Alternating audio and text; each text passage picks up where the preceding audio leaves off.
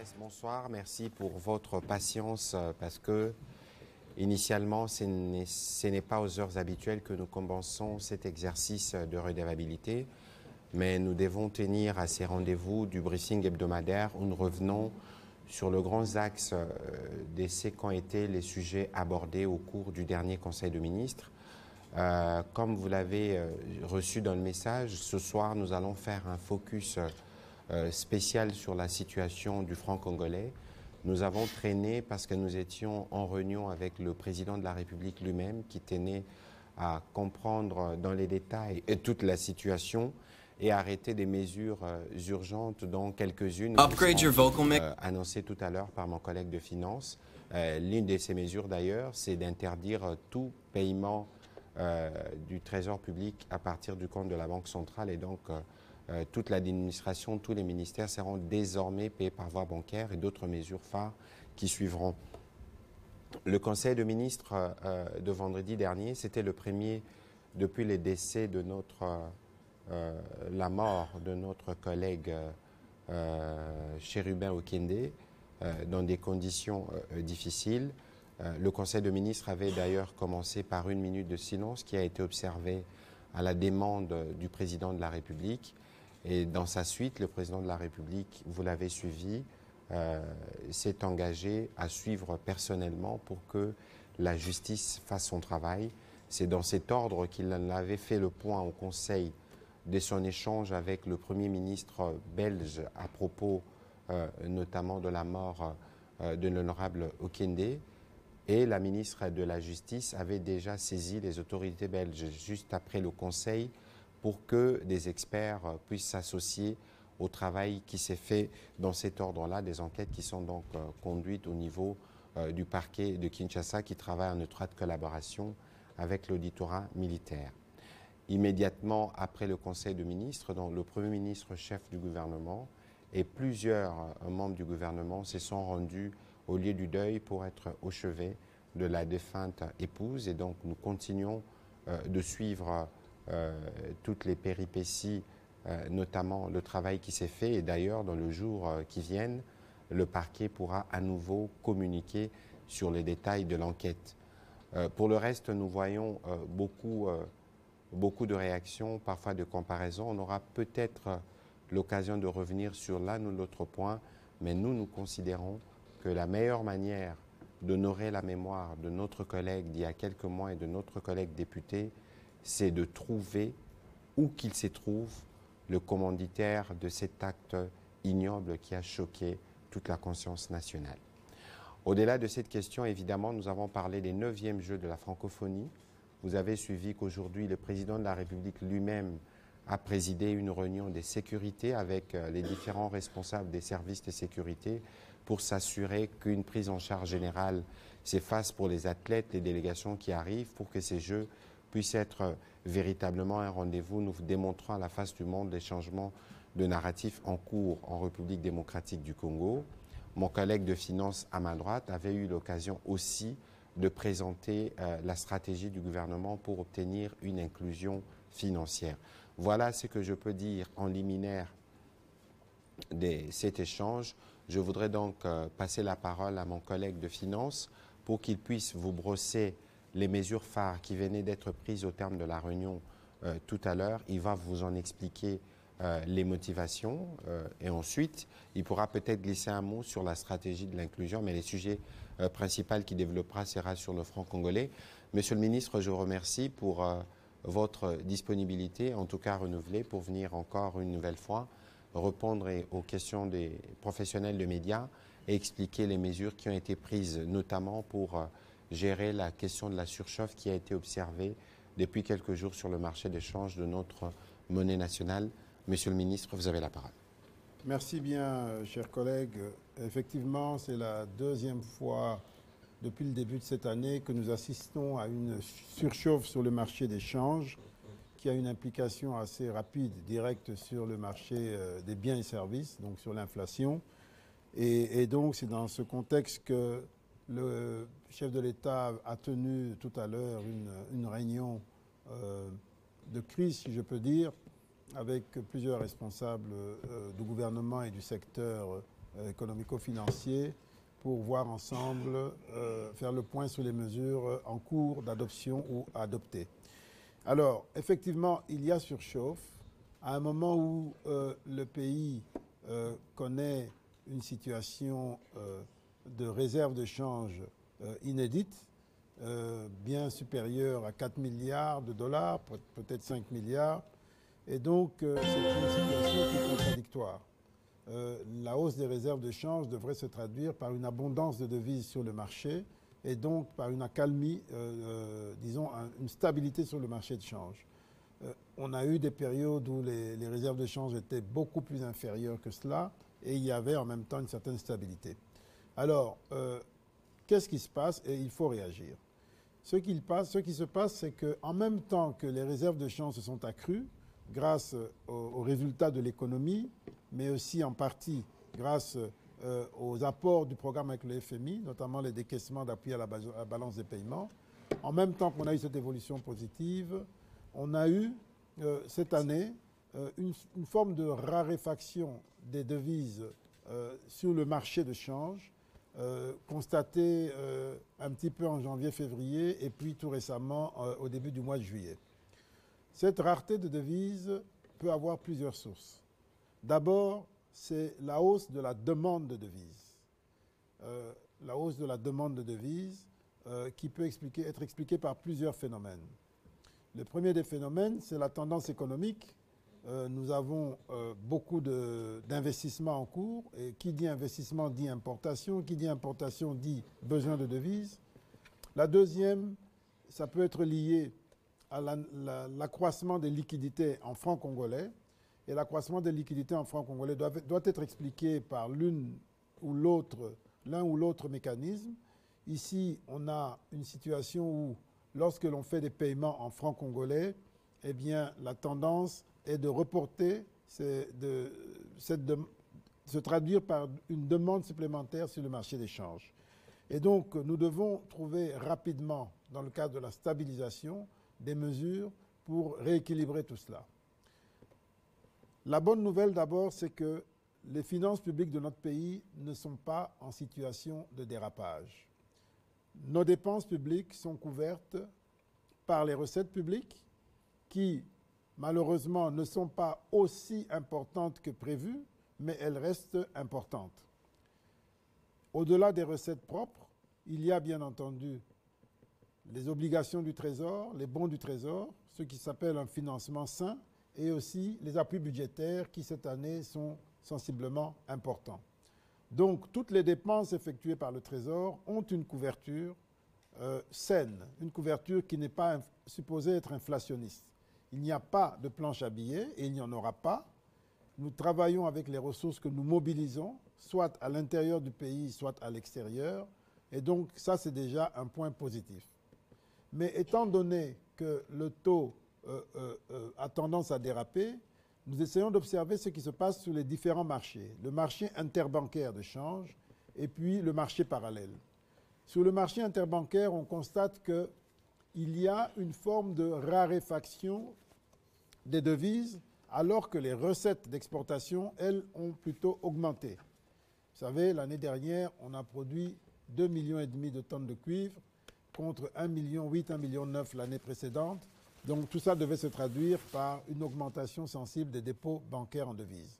Malheureusement, on constate que les dépôts bancaires en devises ne sont pas au même niveau que l'indique l'accroissement des recettes d'exportation. Donc nous travaillons avec la Banque centrale pour creuser et comprendre ce qui se passe. Et donc, et de l'autre côté, lorsque nous faisons des paiements en francs congolais, en dépit de l'équilibre, lorsqu'il y a une préférence, un signal de dépréciation du taux de change, eh bien les gens se déplacent, ils déplacent leur portefeuille de francs congolais à devises. Et ce déplacement de portefeuille de francs congolais à devises a pour conséquence d'exercer une pression sur le taux de change. Et ce sont tous ces phénomènes auxquels nous assistons aujourd'hui. Alors, quelles mesures nous avons prises concrètement? La première des mesures, c'est que la Banque centrale, qui aujourd'hui dispose de réserves importantes, a commencé à intervenir sur le marché des changes. Et vous constaterez que depuis la fin de ce week-end, il y a déjà un début de retournement de la situation qui a été permis par les interventions de la Banque centrale. Et ces interventions vont se poursuivre dans les jours qui viennent pour réellement rétablir la situation, d'abord stopper l'hémorragie et ensuite revenir vers la situation avant cette surchauffe. La deuxième mesure, pour accroître les besoins, l'utilité du franc congolais comparé au dollar américain, nous allons en tant que Trésor privilégier le paiement de l'impôt en francs congolais. Ça voudrait dire que lorsque vous avez des impôts à payer, vous allez devoir apporter vos devises, les vendre au système bancaire pour avoir des francs congolais qui vont venir dans les caisses du Trésor. Alors, en le faisant, vous allez accroître la demande de francs congolais et vous allez mettre vos devises sur le marché de change. C'est un élément qui va venir consolider et qui est conforme à la logique. Le franc congolais est notre monnaie, nous avons le devoir de la soutenir. Et donc, au-delà de cela, nous allons également travailler, nous travaillons déjà en étroite collaboration avec la Banque centrale, nous allons travailler davantage pour surveiller la qualité de nos dépenses publiques. D'abord, nous allons renforcer le suivi du plan de trésorerie.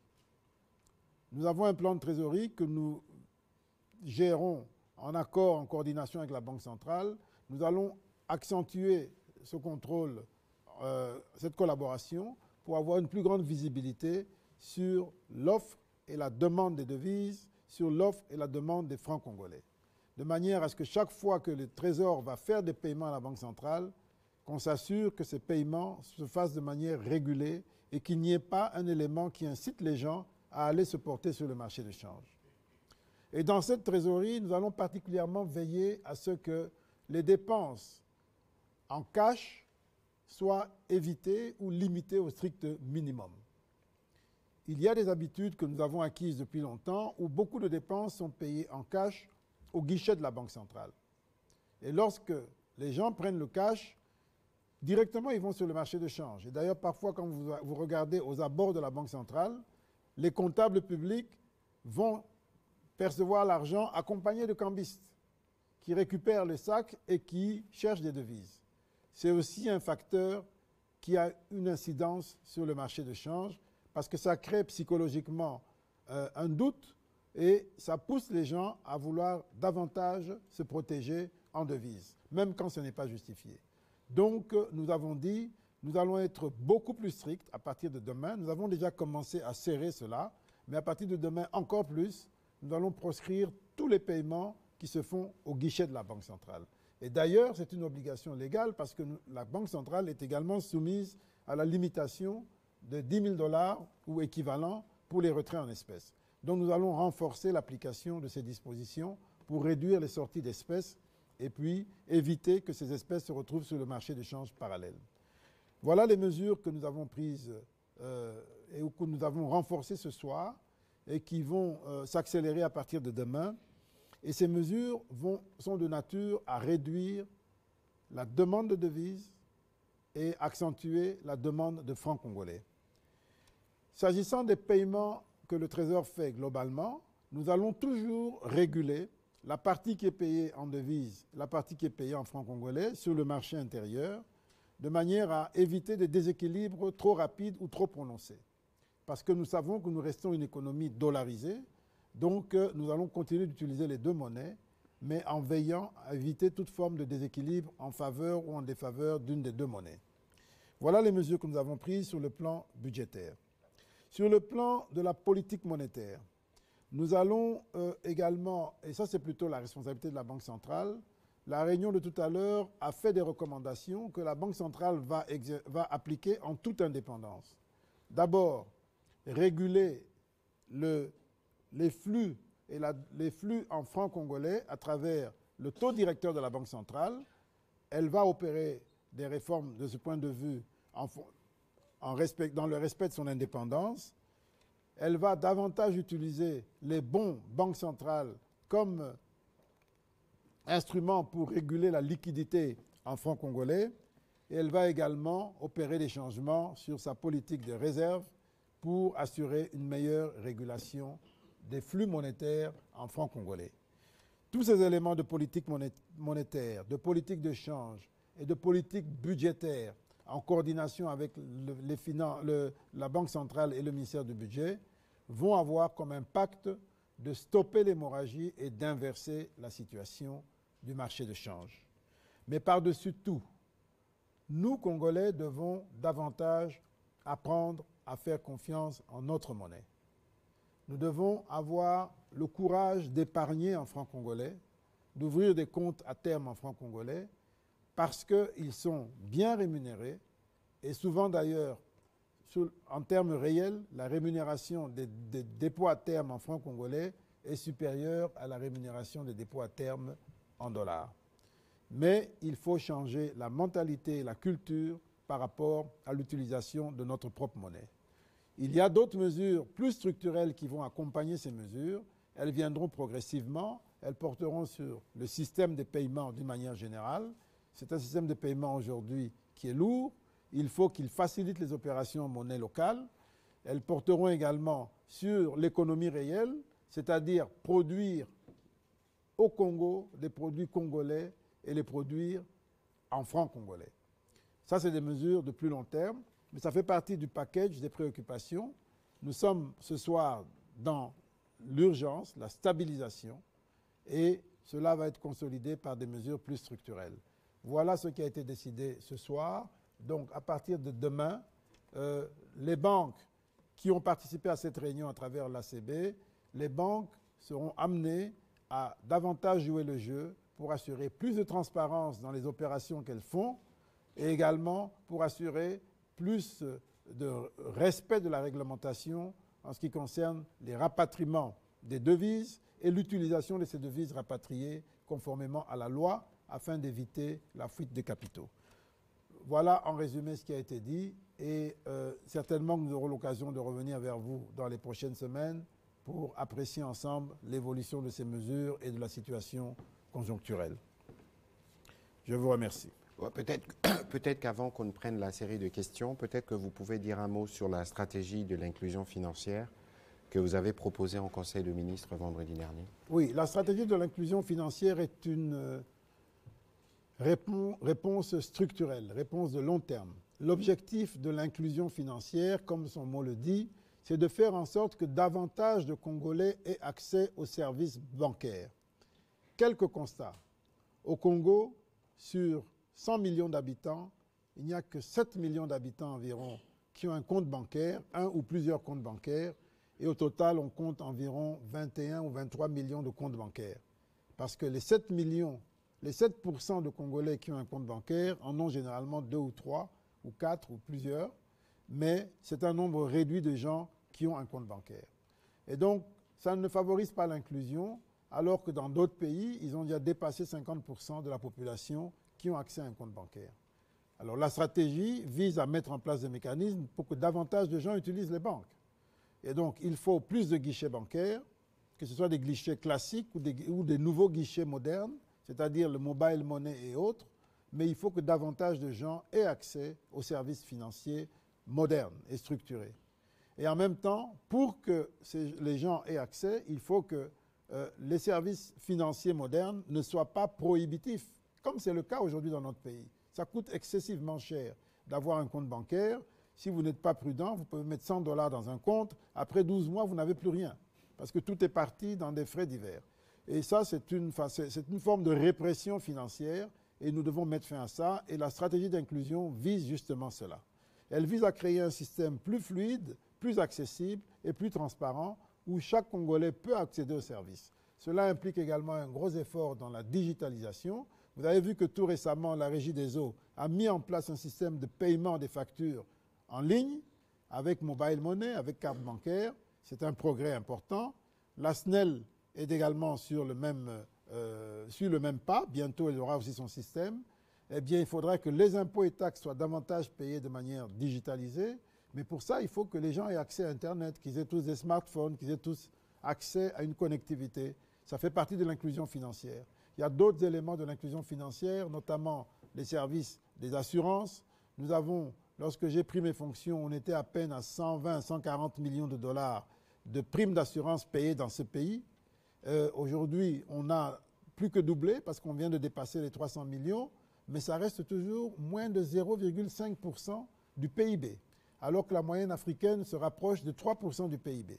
Donc si on était au niveau de la moyenne africaine pour les primes d'assurance, nos sociétés d'assurance feraient un chiffre d'affaires consolidé de plus de 2 milliards de dollars. 2 milliards de dollars, c'est autant ou peut-être un peu plus que la téléphonie cellulaire. Vous savez combien de gens la téléphonie cellulaire emploie. Vous savez combien d'impôts ce secteur paye. Donc les assurances au Congo devraient avoir une part plus importante dans l'économie en termes d'emploi, en termes de contribution à l'impôt et en termes de solidification de l'économie. Apporter l'assurance, apporter, disons, une prévisibilité pour les agents économiques. Donc ça fait partie de l'inclusion financière. Et plus que tout, si nous étions réellement à 2 milliards de dollars pour le secteur des assurances, ça voudrait dire que ce serait 2 milliards d'argent d'épargne que les banques pourraient réinvestir, prêter aux entreprises, financer des projets de logements sociaux et autres. Et donc nous manquons ça parce que l'inclusion financière n'est pas arrivée à son terme, mais nous y travaillons. Je vous ai dit qu'entre 2021 et 2023, nous sommes passés de 120 millions à plus de 300 millions. Notre objectif, c'est de dépasser le milliard. Et normalement, on devrait être au moins à 2 milliards. Et nous travaillons pour traquer la fraude, les gens qui payent des assurances mais à l'étranger sans les déclarer, alors que dans tous les pays au monde, lorsqu'on paye des primes d'assurance, ça doit rester dans le pays et ça doit financer l'économie du pays. Donc, c'est autant d'éléments de la stratégie d'inclusion financière. Il y en a d'autres, mais je ne vais pas les reprendre tous. Tout ça, c'est pour faire en sorte qu'il y ait plus d'offres de crédit à l'économie et que l'économie puisse davantage fonctionner et s'appuyer sur un système financier solide et efficace. Voilà, je m'arrête là. S'il y a d'autres questions, j'y reviendrai. Voilà, Monsieur le Ministre, merci pour vos mots introductifs. On va ouvrir la série des questions pour pouvoir apporter des éléments d'éclaircissement. On va commencer par Romain Sumbula.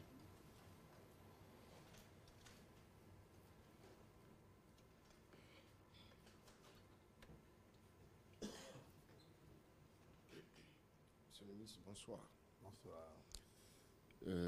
J'ai suivi avec beaucoup d'attention votre exposé, mais la difficulté que nous avons, c'est par rapport au panier de la ménagère. Quand la maman vend au marché, je prends un exemple plus concret, avec 10 000 francs. Quand elle revient, elle vous dit, papa n'a qu'à quitter. Luka Moussousuna Bakissa. Trouve-moi autre chose pour compléter pour le ménage. C'est ce qui fait beaucoup de peine, en dépit de toutes les mesures que vous avez prises. Est-ce que le panier de la ménagère est bien protégé à court terme? Parce qu'il faudrait que les mesures que vous prenez aient des effets à court terme. Merci. C'est une très bonne question. Effectivement, nous gérons le court terme, qui est celui qui intéresse le plus immédiatement nos concitoyens, même si nous avons aussi la responsabilité de préparer le long terme. Mais le long terme intéresse moins les gens parce que les gens sont préoccupés par ce qu'ils vivent. Alors, par rapport au court terme, oui, c'est pour ça que nous avons tenu cette réunion. C'est pour ça que nous cherchons des solutions, que nous avons pris des décisions pour arrêter cette hémorragie en ce qui concerne le taux de change. Parce que la meilleure façon de protéger le pouvoir d'achat, c'est d'abord de juguler l'inflation. Et nous avons pris des mesures qui seront drastiques. Nous serons encore plus durs sur les paiements. Donc déjà, on m'appelle Monsieur Blocage. On m'appellera peut-être 2 fois ou 3 fois Monsieur Blocage. Monsieur double blocage, alors. Parce que nous devons faire attention pour bien utiliser l'argent qu'on a. Ensuite, la solution n'est pas simplement monétaire, même si aujourd'hui, le taux de change est en train de nous a créé quelques difficultés. Cette fois-ci, contrairement au passé, l'inflation n'a pas rejoint totalement la dépréciation du taux de change. L'inflation est inférieure à la dépréciation du taux de change, ce qui nous permet de penser qu'on est en face d'un phénomène de spéculation. Donc nous voulons casser la spéculation et obtenir que le taux de change revienne à son niveau d'avant cette petite surchauffe. C'est fait pour protéger le pouvoir d'achat de la ménagère à court terme. Mais à moyen et long terme, d'autres mesures que nous prenons à court terme.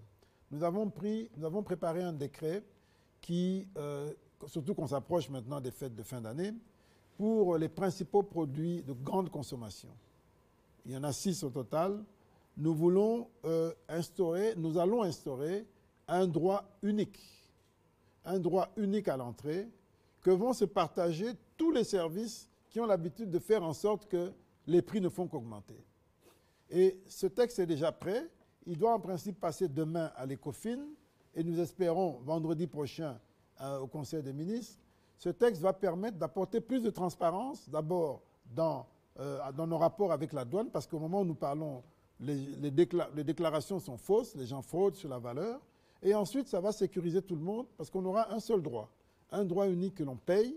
Et la DGDA va prélever ce droit d'entrée unique et elle va se charger de le répartir à tous ces services qui sont très coûteux et parfois même très ennuyeux pour le doing business, de manière à protéger ces produits-là de toute spéculation. C'est un effort que l'on fait pour justement préserver le pouvoir d'achat. Donc ces mesures, dès qu'elles seront mises en place, elles devraient donner lieu à une stabilisation, même à un recul du prix pour ces 6 produits-là. Mais comme on l'a dit tout à l'heure, on le redit encore, la véritable solution, elle est à moyen et long terme. C'est de produire au Congo, par des Congolais, en francs congolais. Et de consommer congolais. C'est ça la véritable solution. Et pour ça, il y a des grands programmes en cours, mais ce n'est pas des programmes qui donnent des résultats en un jour, ni même parfois en un an. C'est le programme de transformation agricole, où on a ciblé certaines spéculations spécifiques tournées vers le marché intérieur. On a un programme de substitution des importations par une production locale à travers les zones agro-industrielles qui sont en cours de construction, Kinmalebo, Ngandajika et autres. Mais les réponses sont plus longues. Et puis au-delà de ça, il faut que chaque Congolais se sente un peu aussi responsable. Parce que nous avons une culture de production agricole, de subsistance. Nous devons faire passer de la subsistance à une véritable production industrielle, à un business. Et ça, c'est la responsabilité de tous les Congolais. Si nous ne le faisons pas, nous allons toujours dépendre des importations de poulet, de maïs, etc. Est-ce que c'est normal qu'on importe du maïs dans un pays comme la RDC? C'est absolument pas normal. Donc nous devons résoudre cela. Alors pour cela, il faut un engagement de nos hommes d'affaires, mais il faut un accompagnement de l'État pour créer les conditions pour que ce soit possible de faire des affaires. On l'a dit ici il y a quelques semaines, 1 kilomètre de péage coûte $1 en RDC, alors qu'en Zambie, pour $1, c'est 10 km de péage. Donc, les gens vont travailler en Zambie et puis on vient nous déverser les produits zambiens. Parce que quand on veut le faire chez nous, c'est extrêmement pénible et difficile. Mais malgré tout, il y a quelques initiatives qui se font et nous les appuyons. Nous venons d'appuyer un gros investissement de $20 millions à une société qui est basée au Katanga pour accroître la production de maïs et réduire la facture d'importation de ce produit. Et ces $20 millions vont être financés par le FPI. C'est des réponses congolaises aux défis congolais. Donc nous travaillons. On n'a malheureusement pas l'occasion de tout dire tous les jours, mais il y a énormément de choses qui se font. Mais nous comprenons la difficulté de nos concitoyens parce que chaque jour est un défi avec les risques d'inflation, avec le niveau de pauvreté qu'il y a dans le pays. Mais je peux aussi vous dire qu'en termes de niveau de vie, de pouvoir d'achat, nous avons, ces 3 dernières années, nous avons multiplié l'enveloppe des rémunérations par 3, globalement. Par 3, alors que l'inflation n'a pas été multipliée par 3. Ça veut dire que quelque part, il y a un petit gain de pouvoir d'achat. Et on a réduit des 12% l'IPR. Voilà, et il y a un gain de pouvoir d'achat, même si maintenant il est un peu secoué par la surchauffe. Mais globalement, il y a un gain de pouvoir d'achat. Nous voulons le préserver. Voilà pourquoi nous prenons ces mesures drastiques pour mettre fin à cette situation. Voilà, on va prendre la question de Jordan Maïnikini.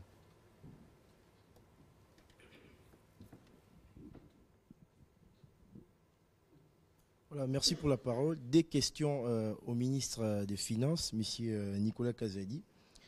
Alors la première, c'est déjà, depuis le début de l'année, la Banque centrale a déjà injecté sur les marchés d'échange plus de $100 millions, alors que vous venez de dire que nous avons un matériel financier de plus de 4 milliards, vous avez même dit 5 milliards des réserves d'échange.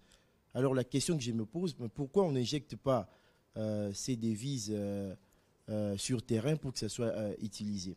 Et puis une autre question, qu'est-ce qui empêche, monsieur le ministre, les gouvernements congolais à obliger les cambistes congolais d'avoir des bureaux d'échange comme nous voyons dans d'autres pays du monde? Parce qu'ici, c'est tout le monde qui prend sa craie et puis écrit son taux comme bon lui semble. Alors, j'aimerais que vous puissiez nous expliquer ce qui justifie. Ce sont de très bonnes questions, hein, excellentes questions. La première, pourquoi on n'utilise pas nos réserves pour stabiliser le taux? C'est ce qu'on est en train de faire. Seulement, il faut être très prudent. Parce que si on ne touche pas suffisamment les causes structurelles de la dépréciation du taux de change, on court le risque de brûler toutes nos réserves sans nécessairement atteindre les résultats. Ou l'atteindre de manière momentanée et puis la situation reprend et vous n'avez plus de réserves. Donc il faut le faire avec beaucoup de prudence et de sagesse. Et pour ça, il faut identifier les causes structurelles et jouer sur ces causes structurelles-là. À ce moment-là, l'intervention a du sens parce qu'elle est ponctuelle, elle est là pour rétablir et puis la vie continue. Mais si on le fait aveuglément, en laissant de côté les causes structurelles, eh bien on va le faire pendant un temps, mais limité. Et même nos 5 milliards vont disparaître en quelques semaines et puis on n'aura plus rien. Voilà pourquoi on le fait avec beaucoup de prudence. Et c'est ce qu'on fait, c'est la raison des réunions que nous tenons tous les jours. On en a eu plusieurs et la dernière ce soir avec le chef de l'État, c'était justement pour faire la synthèse de toutes les réunions qui ont précédé et puis faire le point des décisions qui ont été prises ou qui sont en train d'être prises. Donc voilà un petit peu la question. Pour ce qui est des cambistes, oui, le marché parallèle est un marché extrêmement difficile parce qu'il n'est pas maîtrisable. Alors, normalement, les bureaux de change sont censés être enregistrés à la Banque centrale, mais beaucoup ne le sont pas. Et normalement, si vous n'êtes pas enregistré directement à la Banque centrale, vous devez travailler sous le couvert d'un bureau qui est enregistré. Donc le contrôle des bureaux de change est un petit peu problématique. C'est l'histoire de ce pays où tout est quasiment informel et dans la rue. Et c'est un défi que nous avons. Et en même temps, ces bureaux de change ne sont pas soumis à la limitation dans la mobilisation d'espèces. La limitation de 10 000 $. Ils peuvent brasser des milliers de dollars, des millions de dollars. Ils ont cette spécificité-là. Et donc ça devient une aubaine où les opérations se déplacent du secteur formel avec les banques vers les bureaux de change qui permet un peu ce genre de transaction. Et donc c'est toutes ces questions qu'on a examinées encore ce soir. Et donc comme j'ai dit l'essentiel des mesures, mais la question des bureaux de change est également à l'examen. Et la Banque centrale va certainement venir dans les jours qui viennent avec d'autres propositions pour mieux réglementer, mieux contrôler les bureaux de change, de manière à ce qu'ils ne deviennent pas un problème, mais au contraire qu'ils soient une solution. En attendant, la Banque centrale a pris la décision d'intervenir, pas seulement avec les banques, mais également avec les bureaux de change. Mais pour ça, il faut qu'ils soient bien organisés, pour éviter que ce soit juste un canal pour récupérer l'argent de la Banque centrale et puis le faire fuir ou bien l'utiliser à d'autres fins. Ce sont tous ces éléments que nous regardons et nous avons besoin que vous tous, surtout vous, la presse, que vous soyez bien informés sur ces questions. Et je me réjouis de la qualité de votre question pour qu'ensemble nous puissions identifier les vrais problèmes et pousser au changement positif que nous recherchons. Très bien. Alors on va prendre la question de José Babia.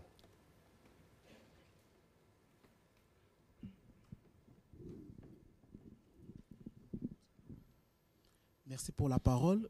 Monsieur le ministre Patrick Mouyaya, une question d'actualité. C'est à propos du décès du député national Chérubin Okende. Monsieur le ministre, d'aucuns pensent que cet assassinat est similaire à celui de Floribert Chebeya pour l'attribuer au gouvernement ou au régime actuel. Quelle est votre réaction? Écoutez, depuis l'annonce de ces tristes nouvelles, nous, comme gouvernement, notre devoir principal, c'est d'assurer la sécurité des Congolais. Et nous vous expliquions il y a quelques jours avec le ministre de l'Intérieur sur ces mêmes plateaux les mesures que nous prenions. Parce que ça fait plusieurs mois que nous avons observé, parce que nous avons des différents rapports, plusieurs poches d'insécurité. Vous avez suivi ici, on parlait de vente d'organes, mais on n'en a jamais vu un seul cas qui a été présenté. On a parlé de kidnapping. Il y a un contexte général où on veut s'aimer le chaos, où on veut perturber tout ce qui se prépare, notamment les Jeux de la francophonie, encore aussi en fin d'année, les élections. Et donc nous, comme gouvernement, nous considérons que l'assassinat de notre collègue au gouvernement est un acte grave qui porte atteinte même à tous les symboles de la République. C'était un député national, il était ministre il y a quelques mois. Mais en même temps, autant nous sommes, nous, dans une posture où nous voulons évidemment travailler à faire toute la lumière sur cet incident, en même temps, nous avons noté quand même ce que je considère comme un peu indécent. Je ne voudrais pas aller citer des noms, mais certaines réactions que nous avions vues qui tendent à désigner les coupables alors que le mystère est entier. Ce n'est pas ici qu'on va parler des éléments de l'enquête parce que nous n'en avons pas. Nous avons observé que beaucoup sur les réseaux sociaux deviennent des enquêteurs. Je pense que dans l'esprit du gouvernement, tous ceux qui ont des éléments pouvant contribuer à la manifestation de la vérité peuvent se présenter au parquet ou à l'auditorat où les enquêtes sont menées pour apporter les éléments qui peuvent nous aider à démêler ces puzzles. Parce qu'aujourd'hui, beaucoup de choses ont été dites, mais personne ne peut vous dire avec certitude comment les événements se sont passés. Et donc, nous ne voulons pas aller là-bas, nous voulons, nous, aller vers des enquêtes qui nous permettront de faire éclater la vérité pour que soient punis avec la plus grande rigueur ceux qui ont commis cet acte. Alors, bon, dans la foulée, il y a évidemment certains qui, je reviens sur le mot indécence, ne se mettent pas à la place de la famille qui a été touchée, à la place de nous, ses collègues au niveau du gouvernement ou des collègues au niveau de l'Assemblée provinciale, pour penser pouvoir tirer des dividendes politiques d'une situation qui est aussi dramatique et qui nous affecte. Vous avez vu par exemple que le jour de sa mort, le président de la République a annulé les activités prévues ce jour-là. Le Premier ministre aussi, et on s'est réunis dans l'urgence. Et au moment où nous vous parlons, il y a une enquête en cours au niveau du parquet, le parquet qui travaille avec l'auditorat militaire, le parquet qui a recueilli les éléments de la police, notamment la police scientifique qui était sur terrain. Tous les services sont mobilisés. Ceux qui doivent nous appuyer, tel que le président de la République l'avait dit au dernier Conseil de ministres, ont été déjà saisis pour que rapidement nous puissions apporter des réponses. Et de ces points de vue, le parquet pourra faire de communication sur le contenu de l'enquête, tout au moins ce qui peut être communiqué. Et donc, ici, c'est d'inviter les uns les autres, justement, à éviter de vouloir faire la politique, la récupération politicienne, là où il ne faut pas. Alors, parce que vous avez évoqué la mort un triste souvenir, parce que je me souviens que c'était le 2 juin 2010, si ma mémoire est bonne, j'étais au gouvernement, à l'époque du Premier ministre Adolphe Muzito, et cette question, nous l'avons gérée avec le vice-premier ministre Loumanou, à l'époque de l'Intérieur. Vous ne pouvez pas faire de comparaison, si ce n'est la mort pour les deux. Floribert Chebeya a été invité dans les locaux de la police pour être entendu. Et nous connaissons la suite parce qu'il y a eu des enquêtes qui ont établi des responsabilités. Pour ce qui concerne notre regretté collègue, personne ne peut infirmer ou affirmer la thèse qui a été répandue. Il y a des gens qui ont dit, qui ont parlé, qui ont fait des annonces, il y a eu kidnapping, il y a eu cela. Mais toutes ces choses nécessitent aujourd'hui d'être minutieusement traitées au niveau des parquets pour qu'on puisse nous apporter la lumière. Et donc, je range ceux qui font cette comparaison dans la suite de ceux qui pensent pouvoir tirer des dividendes politiques de ces drames qui nous touchent tous. Et donc, je suis désolé, mais c'est aussi une forme d'indécence de vouloir très vite aller dans des conclusions, de vouloir coller des comparaisons, des situations qui sont totalement différentes, dans des contextes qui sont totalement différents et des deux hommes qui avaient des profils totalement différents. Donc, je crois que je ne voudrais pas m'étendre sur le sujet, mais nous, comme gouvernement, nous faisons de notre mieux et le président de la République a donné des instructions fermes à ces sujets pour que tous les services de l'État puissent se mobiliser pour que nous puissions donner une réponse aux Congolais sur les circonstances de la disparition de notre collègue, mais qu'en plus de cela, vous avez vu le président de la République tenir une réunion de sécurité aujourd'hui pour s'assurer que des dispositions sont prises pour renforcer la sécurité et éviter que ceux qui pensent que par le chaos, ils peuvent freiner l'élan dans lesquels nous sommes, puissent être dissuadés. Et pour cela, nous comptons sur la collaboration de tous les Congolais. Si vous aviez vu quelque chose, si vous aviez entendu quelque chose, vous pouvez contacter le parquet, donner des éléments pour contribuer à amener la lumière. Cela va contribuer à la sécurité collective que nous sommes en train, sur laquelle nous sommes en train de travailler. Peut-être que, collègues, vous avez été comment aussi touchés par ce qui s'est passé. Nous sommes encore tous sous le choc. Et je ne sais pas qu'est-ce que vous pouvez... Non, je crois que tout a été dit. Je crois que ce qui est en train de se passer est à la fois extrêmement douloureux parce que Chérubin Okende, nous l'avons côtoyé. On a été de bons camarades au gouvernement. C'était quelqu'un de très affable. Et donc, nous sommes très touchés, très peinés par ce qui est arrivé. Mais ce qui est inacceptable, c'est qu'il devienne une marchandise politique. Et ça, c'est un manque total de respect de sa mémoire et de respect pour sa famille. Comme vient de le dire le ministre Patrick Mouyaya, la moindre des choses dans ce genre de circonstances, c'est d'abord de faire preuve de retenue.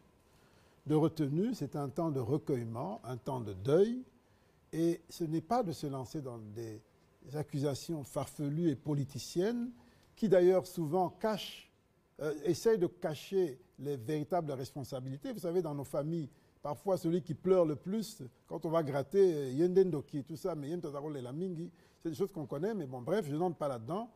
Je trouve simplement que c'est abject et ça n'honore pas notre pays. Ça n'honore pas notre pays. Ce qui est en train de se passer, comme l'a dit Patrick Mouyaya, c'est une tentative d'installer le chaos, c'est la stratégie du chaos. Cette stratégie du chaos, ce n'est pas un phénomène nouveau. Regardons dans notre histoire. Regardons depuis d'où nous venons. Regardons ce qui s'est passé en 2018. Pourquoi il y a eu cette divergence à Genève entre ceux qui voulaient le chaos, machine pas machine à voter, et celui qui a dit si on n'arrive pas à empêcher la machine à voter, on va aux élections. Eh bien, on les connaît. C'était la stratégie du chaos que nous n'avons pas voulu suivre, que notre leader n'a pas voulu suivre. Allons plus loin. 96-97, conférence nationale, on s'approche des élections. On n'a jamais été aussi proche des élections pendant cette transition. Cette stratégie du chaos venue du Rwanda, nous savons ce que ça a donné. Ça nous a amené, ça nous a fait faire les 40 ans de désert alors qu'on était à 11 jours de la terre promise. Eh bien, allons plus loin. En 61, 30 juin, indépendance, mois de juillet, stratégie du chaos. C'est la même histoire. Sauf que les acteurs de cette stratégie du chaos se déplacent, ils se rapprochent de plus en plus de nous, mais c'est exactement la même stratégie. Et donc, c'est une occasion pour que les Congolais se réveillent et qu'ils disent, ça, nous ne voulons plus, nous avons compris, nous ne sommes pas un jouet, nous ne sommes pas, nous, un laboratoire, nous sommes un pays de gens qui ont assez souffert de toutes ces ingérences, de toutes ces mains noires externes avec des complicités internes. Et ça, nous avons dit, stop, c'est fini. Et allons plus loin. Une seule question, sans entrer dans la polémique, parce qu'il faut respecter l'instruction. Mais en tant qu'acteur politique, on peut quand même se poser la question, la première question qu'on doit se poser, ou en tant que Congolais, c'est à qui profiterait ce crime, puisqu'il s'agit bien d'un crime. Eh bien, rien qu'avec cette question, on a déjà une bonne partie de l'éclaircissement. Je n'irai pas plus loin, mais croyez-moi, c'est des situations qu'on a déjà connues dans cette histoire, dans l'histoire de ce pays. Laurent Désiré Kabila n'a pas été tué par l'opposition politique ni par Mobutu. Il a été tué par ses compagnons, par ceux qui ont cheminé avec lui, dans un but précis. Et donc, nous avons déjà connu ça. Aujourd'hui, nous sommes éveillés, nous sommes mûrs. Nous ne voulons pas ça pour notre pays. Nous voulons que notre pays progresse et qu'il sorte de cette parenthèse noire qui dure depuis 1997 et qu'il trouve sa liberté, qu'il se retrouve lui-même. C'est ça l'enjeu. C'est l'enjeu de cette élection. Raison pour laquelle beaucoup de gens ne la veulent pas. Parce que tous les signaux indiquent que cette élection sera l'une des meilleures en termes démocratiques, en termes de paix. Ce sera l'une des meilleures élections et ils le savent, mais ils n'en veulent pas. Donc levons-nous, soyons solides. Nous savons que nous prenons des risques.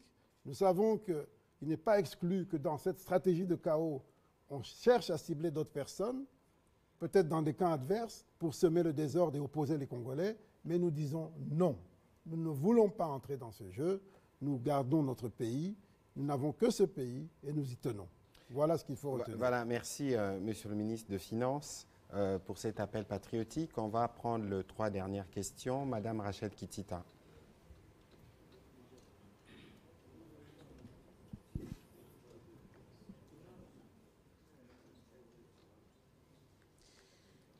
Merci beaucoup, Monsieur le ministre, porte-parole du gouvernement, pour la parole. Une toute petite question. Alors, en rapport avec l'insécurité dans la ville de Kinshasa, les Kinois pensent que sur terrain, concrètement, rien n'est fait finalement pour dissuader les kidnappeurs et tous les Kuluna. Il y a près de 2 semaines, à Kinshasa, le gouvernement provincial s'était réuni. On a parlé d'organisation des checkpoints, mais également des contrôles des patrouilles mixtes. Qu'en est-il? Est-ce qu'au niveau du gouvernement central, on a évoqué cette question? Qu'en est-il finalement pour qu'on sente que la police est réellement dans les trousses de ceux qui orchestrent l'ordre, le trouble public à Kinshasa? Madame Rachel, j'ai noté votre absence au dernier briefing avec le vice-premier ministre, ministre de l'Intérieur. Parce que s'il était ici, c'était justement pour aborder des sujets. Moi, j'habite Bandal. Il y a 2-3 semaines, je me suis réveillé. Le quartier Makelele, juste à côté de ma résidence, était bouclé par les éléments de l'armée et de la police qui faisaient des opérations. Vous avez suivi qu'il y a quelques jours, on a présenté un réseau des kidnappeurs. On les a identifiés. Il y a eu un procès. Vous avez suivi que bien avant, on en a présenté par milliers au stade de Martyrs. La sécurité absolue n'existe pas. Dans aucune ville du monde, vous avez des cas de zéro criminalité. C'est pour vous dire simplement que nous avons pris la pleine mesure du sujet et que si aujourd'hui, le président de la République lui-même s'est à nouveau réuni, parce qu'en Conseil de ministres, nous faisons toujours 2 points sur la situation sécuritaire. Et d'ailleurs, si vous lisez les comptes rendus, le premier qui prend la parole, après le Premier ministre et le Président de la République, c'est le ministre de l'Intérieur qui fait les points de la situation sécuritaire.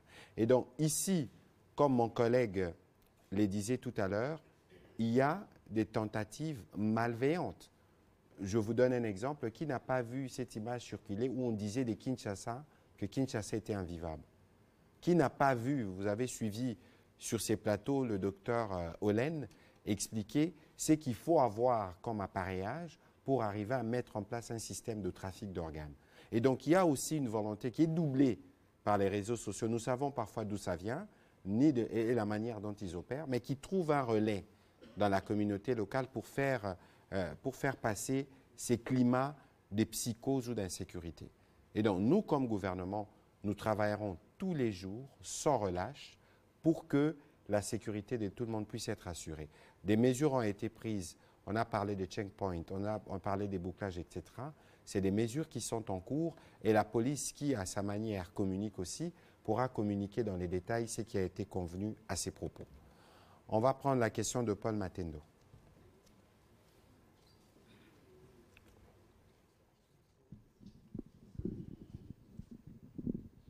Merci beaucoup, Monsieur le ministre Patrick Mouyaya. Juste une petite question pour le ministre des Finances. Je vous ai très bien suivi, vous avez parlé de l'inclusion financière. Vous avez dit que la volonté du gouvernement est que tout le monde ait accès à un compte bancaire. Vous avez même parlé de smartphone. Du coup, je me pose la question de savoir, est-ce que vous parlez des centres urbains, c'est-à-dire Kinshasa, Lubumbashi, Kikwit, Matadi, Kenge, où on connaît ce qu'on appelle les smartphones. Mais quand vous allez dans la profondeur de ce pays, il y a des parents qui n'ont jamais vu un téléphone. Comment vous faites pour que ces parents aient accès à un compte bancaire? Quelle est la stratégie mise en place par le gouvernement pour que tout le monde, pour que cette inclusion financière soit quelque chose d'effectif? Merci. Effectif. Eh bien, c'est un processus. Très bonne question, mais c'est un processus. À l'heure actuelle, nous avons plus de 43 millions, je crois, de détenteurs de téléphones mobiles. Et donc, ces téléphones, qu'ils soient smartphones ou pas, permettent de faire des opérations financières grâce à cet appareil. Et donc, on est dans un progrès. Et il faut à la fois qu'il y ait accès à Internet et puis accès au téléphone. Eh bien, nous n'avons pas toujours eu 43 millions. On avait beaucoup moins il y a longtemps. Et donc, ça évolue. Ce qu'il faut, c'est poursuivre et tout faire pour que la connectivité soit partout où elle est. C'est l'inclusion numérique. Et puis que l'accès au téléphone soit de plus en plus démocratique. Et toutes les politiques que nous faisons vont dans ce sens-là. Et donc, nous progressons. Nous travaillons beaucoup avec les compagnies de téléphonie cellulaire parce qu'aujourd'hui, c'est eux, c'est le secteur privé qui porte cette inclusion numérique. Et avec le système financier aussi. Aujourd'hui, avoir des guichets bancaires à l'intérieur du pays est extrêmement coûteux. Donc, eux également ont un grand intérêt à développer la présence du numérique. Chaque jour, je reçois dans mon bureau des compagnies de téléphonie cellulaire qui viennent me poser leurs problèmes et qui viennent demander notre appui, notre assistance, parce qu'ils veulent développer des nouveaux points d'accès au téléphone, à Internet. Et nous les accompagnons avec une grande attention, parce que l'inclusion numérique est une priorité du chef de l'État, une priorité pour le pays. Et donc, c'est un peu ce qui est en train d'être fait. Et tout ça est en train d'apporter le changement. Ce dont il est question maintenant, c'est d'accélérer ce changement parce que quand ça ne va pas assez vite, même quand ça progresse, on a l'impression que ça ne progresse pas ou que ça recule. Alors, il faut donc accélérer. Voilà, on va terminer avec les questions d'Éric Izami et Serge Tseka. Bon, Gilbert, avancez.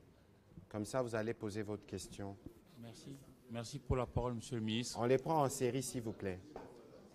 Nous aurons, je crois qu'on pourra avoir un briefing demain au stade de Martyrs pour parler francophonie. Et peut-être qu'à l'occasion, ceux qui auront des questions pendantes pourront les poser demain. Merci pour la parole, Monsieur le ministre. Serge posera la question en anglais. Alors, je commence par saluer le fait que vous tous, membres du gouvernement, quand vous passez, vous dénoncez un fait, les nuancologues. Alors, je voudrais ici que le ministre de Finances, Nicolas Kazadi, puisse nous rassurer, parce que dans l'opinion, nous enregistrons plusieurs sons de cloche. Je prends ici les sons de cloche développés par Noël Tchani Mwadjanvita, qui lui dit que toutes les mesures prises par votre gouvernement sont des mesures superficielles. Mais ici, vous nous avez dit que dès demain, toutes les mesures prises seront davantage d'application. Alors la question c'est, vous-même en tant que ministre de Finances, parce que vous n'êtes pas le seul, il y aura la Banque centrale et les autres pans de la société qui vont prendre des décisions, vous serez satisfait lorsque le dollar américain vaudra combien de francs congolais? Prenons d'ici jusqu'à décembre. Première question. Et vous avez aussi dit quelque chose d'important, vous avez dit qu'il y a des gens qui prêchent un peu le chaos. Vous n'avez pas tort. Nous voyons les uns les autres. Mais vous qui voulez ces élections, je prends ici le cas du 30 juin 2023, quand nous fêtions notre indépendance, 63e. Nous avions entendu le micro à M. Adolphe Mozitou Mfomonti, qui lui était reçu par le président de la CENI. À l'issue de leur rencontre, ils nous ont dit que ça fait 8 mois que la CENI n'avait pas reçu de l'argent. Qu'est-ce que vous allez dire à propos? Non, je commence par la CENI. Je ne sais pas si ce que vous dites a été dit, mais ce que j'ai dit et ce que j'ai redit, c'est que nous avons un budget de environ 680 millions de dollars à payer pour 2023. Au moment où nous parlons, nous avons déjà payé à peu près 360 millions. Là, au moment où nous parlons. 360 millions ou 380. Donc nous avons déjà dépassé la moitié du budget. Nous sommes à peine au mois de juillet. Ça, c'est la réalité. Ça, au moins, je peux vous le confirmer. Et l'objectif, c'est que à la fin du mois de juillet, que nous soyons au moins à 460 millions. À la fin du mois de juillet. Et puis, le reste, on va étaler. Nous avons accéléré. Rien que pour le mois de juillet, nous avons payé 200 millions de dollars à la CENI. En dollars, pour lui permettre de faire face aux commandes, aux dernières grosses commandes, parce que nous sommes dans la dernière ligne droite. Donc, pour ceux qui sont encore distraits, eh bien laissez-les dans leur distraction, mais ils n'auront qu'à s'en prendre à eux-mêmes. Le train est définitivement parti, les moyens sont mis à disposition, comme je vous le dis. Nous sommes à mi-parcours pour l'année 2023 et nous avons déjà dépassé la moitié des allocations pour l'année. Donc, ce que vous dites là ne correspond pas à la réalité. Pour ce qui est du caractère superficiel des mesures, bon, Noël Tchani a le droit de dire ce qu'il veut. C'est un, comment dirais-je, c'est un activiste, si je peux dire. Un Congolais qui a droit à un Congolais de père et de mère d'ailleurs, qui est un peu activiste dans son domaine et dans son genre. Donc je ne veux pas entrer dans des polémiques inutiles, mais nous essayons de travailler.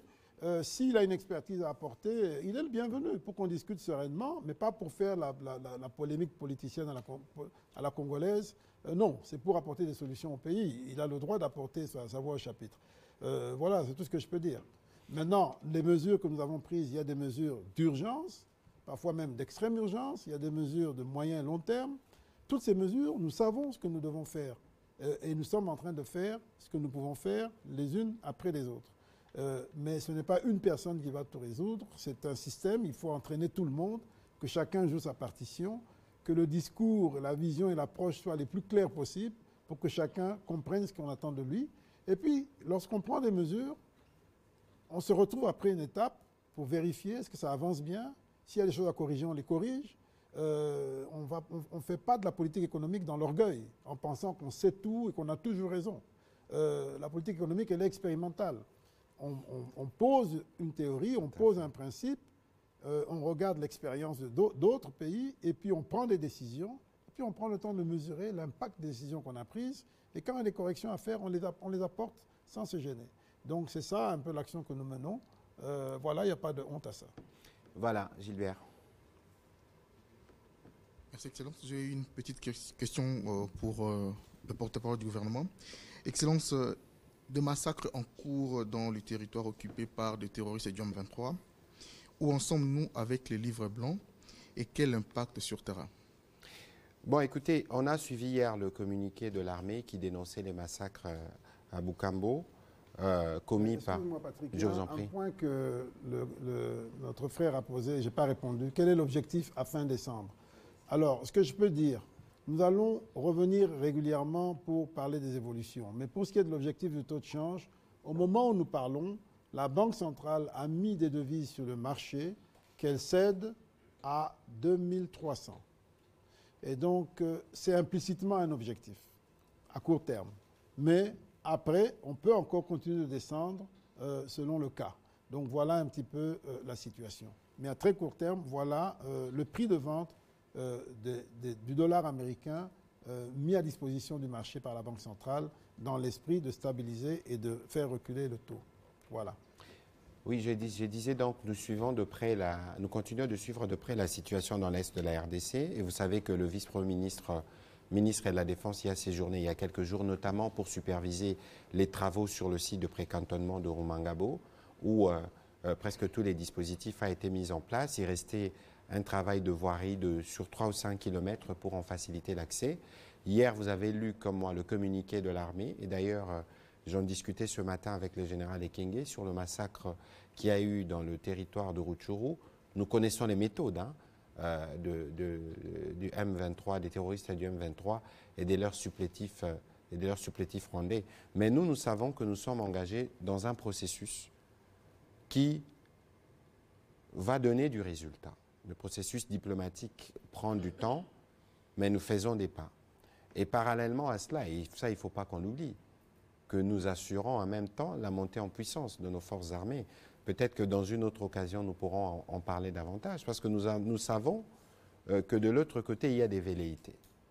Des velléités de dire que la République démocratique du Congo préparerait avec les FDLR, parce que c'est la chanson depuis autant d'années, des attaques sur le territoire rwandais, etc. Ici, je pense qu'il faut qu'on restitue l'histoire dans ce qu'elle est. La République démocratique du Congo, nous avons une tradition pacifique. Ce n'est pas dans la tradition de la RDC de s'aimer la terreur ou d'amener la guerre chez les autres. Mais si on y contraint, peut-être qu'on y arrivera un jour. Mais ici, lorsque les rapports des experts des Nations Unies viennent établir clairement que c'est les officiers rwandais, les noms ont été cités, les méthodes ont été dénoncées. Lorsque vous regardez les modus operandi du massacre que vous abordez, ça correspond exactement à ce qu'ils font. Il y aura le temps de la justice. Le temps de la justice va arriver parce que sans justice, dans cette partie du pays, nous ne pensons pas qu'il y aura véritablement une paix qui pourra être restaurée. Parce que tous ces responsables de ces catastrophes humanitaires que nous vivons actuellement doivent répondre devant la justice.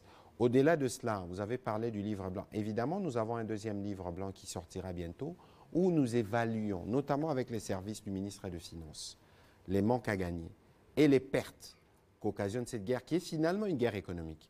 Et aujourd'hui,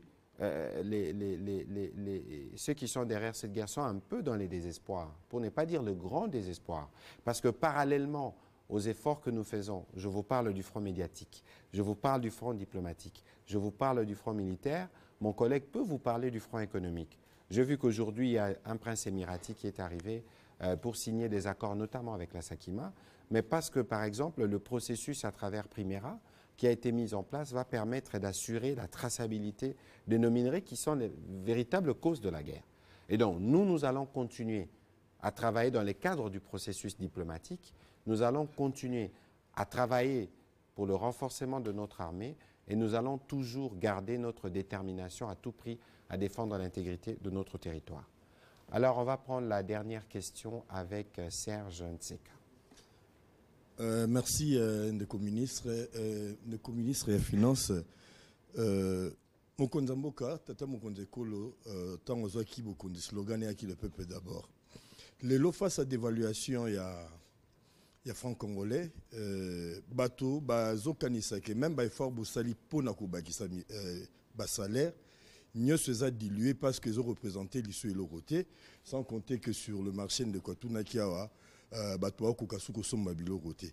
Mesure Bozui Awa concrètement, résultat nango, Oza Gozela Nini, yo ministre des Finances, Oza Gozela résultat Nini, et puis dans combien de temps, Nini Ekobonga exactement.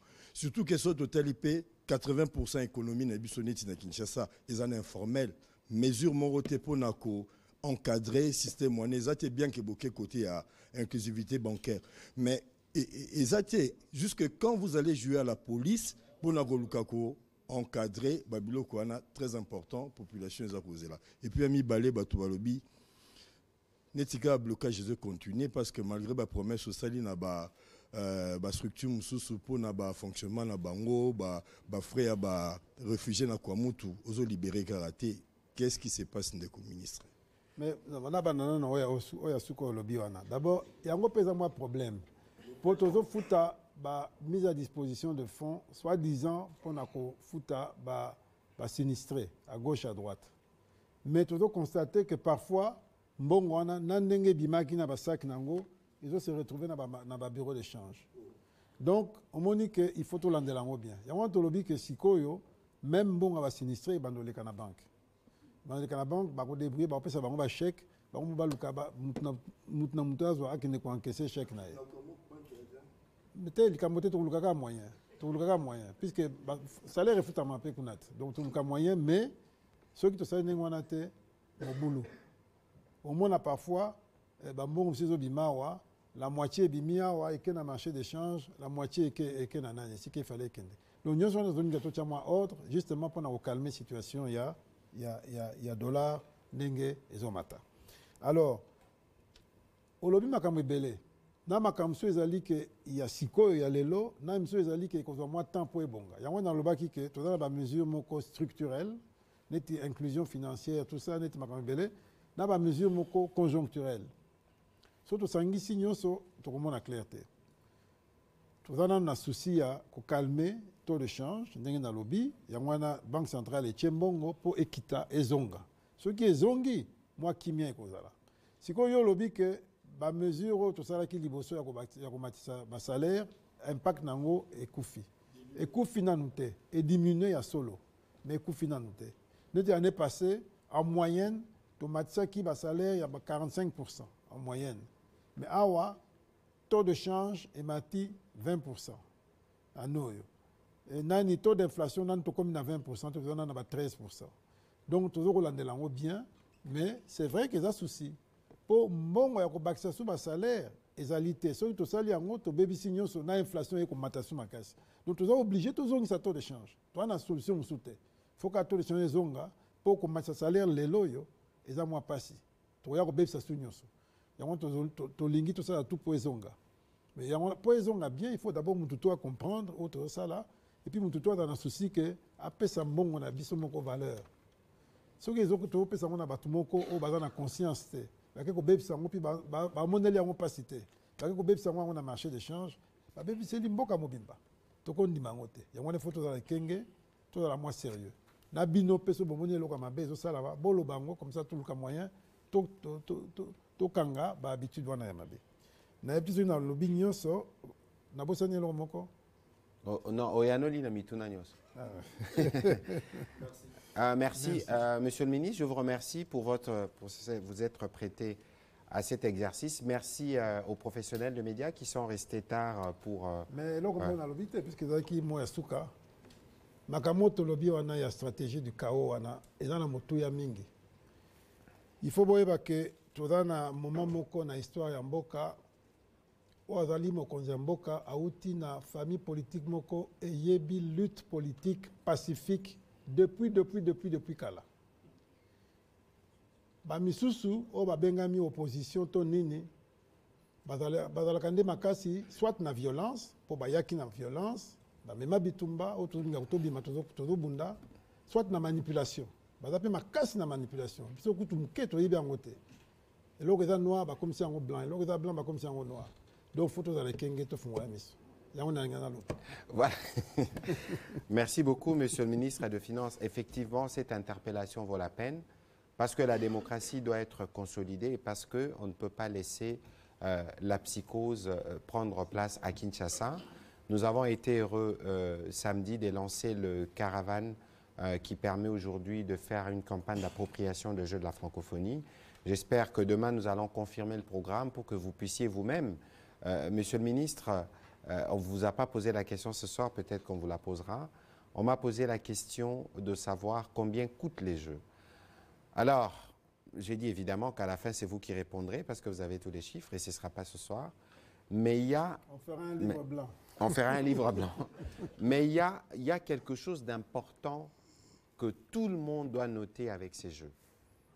D'abord, pour nous, c'est les jeux de l'espoir. Donc, malgré toutes les difficultés que nous avons, nous allons démontrer, en tout cas à la face du monde, notre capacité d'accueil. La deuxième chose, c'est ce qu'on appelle en anglais legacy. Depuis 1960, on n'a pas autant construit des infrastructures sportives. Ça veut dire que les Jeux vont durer 10 jours. Moi, je suis mécène de la Fédération de basket. Nous négocions avec les lycées français pour avoir accès au terrain de l'école couvert pour permettre à l'équipe nationale de s'entraîner. Mais aujourd'hui, l'équipe nationale va disposer, je ne parle même pas de l'aréna qui est déjà en cours de construction, mais va disposer des infrastructures sportives. J'ai rencontré un joueur qui me dit « j'ai envie de retourner à l'équipe nationale parce qu'avec ces infrastructures, ça nous motive ». Ce n'est pas seulement cela, mais c'est des infrastructures qui vont permettre d'assurer les logements. Nos étudiants, après les départs des athlètes, pourront bénéficier des homes modernes, totalement rénovés. Il n'y a pas de prix, justement, lorsqu'on donne une réponse à des problèmes des jeunes. Donc, au-delà de tout, les Jeux passeront, mais Kinshasa pourra accueillir de grandes compétitions sportives pour toutes les disciplines concernées. Et ce sera une preuve du changement de narratif, une preuve que nous, avec le président Tshisekedi, nous replaçons les fondations de la RDC sur tous les domaines. Voilà, Monsieur le ministre. Merci de votre participation et à la prochaine. Merci à vous, mesdames et messieurs. Merci.